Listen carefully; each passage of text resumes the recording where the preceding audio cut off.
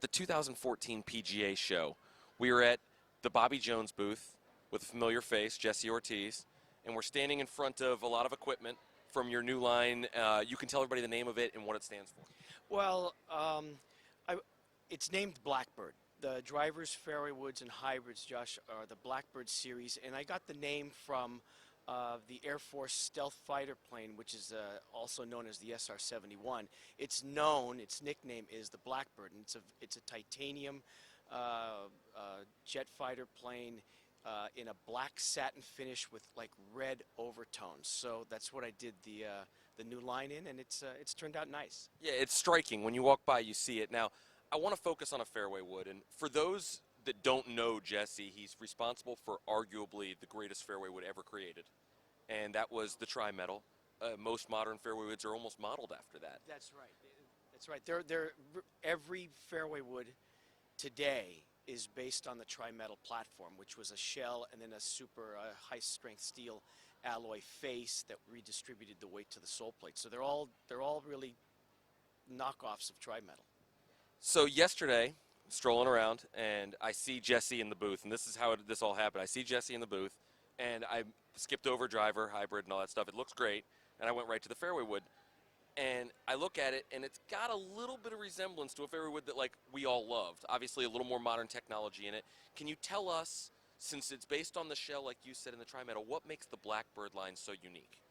Well, what we've got is a cup face design. This is the cup face technology has been in Japan for about 5 years or so now.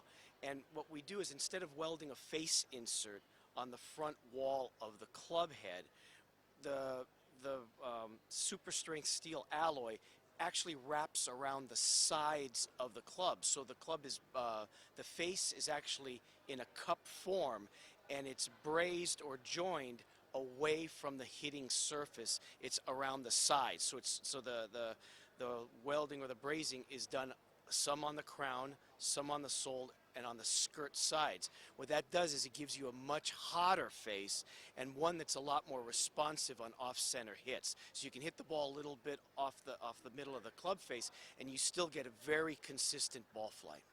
Now, you look at the club. Some people, when we talk fairway woods, the first question is always, is it deep or is it shallow? Can I hit it off the deck? I look at yours and I describe it kind of both.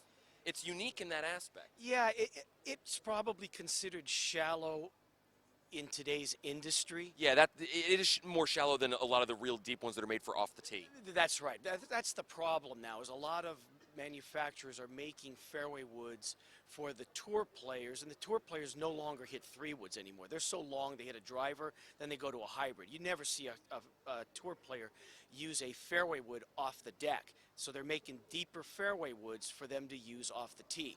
I don't believe in that. I believe that the average golfer, the recreational golfer, needs a true fairway wood that he can hit easily off the deck. So the face of our club is about 31 millimeters deep. That's still considered shallow. My old tri-metals were about 27 to 28 millimeters deep. So although they're still considered shallow, they're not nearly as shallow as they used to be. Now, would you say sole design, it's conducive for right play right off the grass? Right. Well, I have my inverted runners that I've always had for decades now.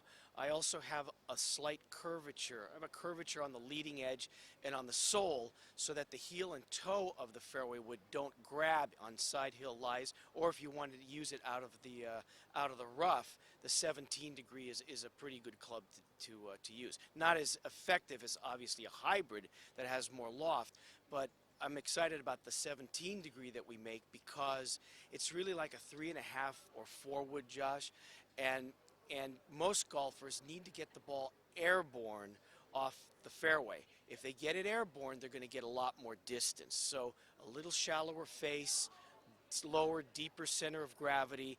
You use a 17 degree, but we make it 3-wood length. The shaft length's 3 wood, and now you've got a club that you can choke up with, and it goes 5-wood distance, and you've got one club that really replaces 2 fairway woods. Well, we are really excited. In fact, I'd say so far it's one of the most exciting fairway woods we've seen out here. For THP TV, I'm Josh Babbitt.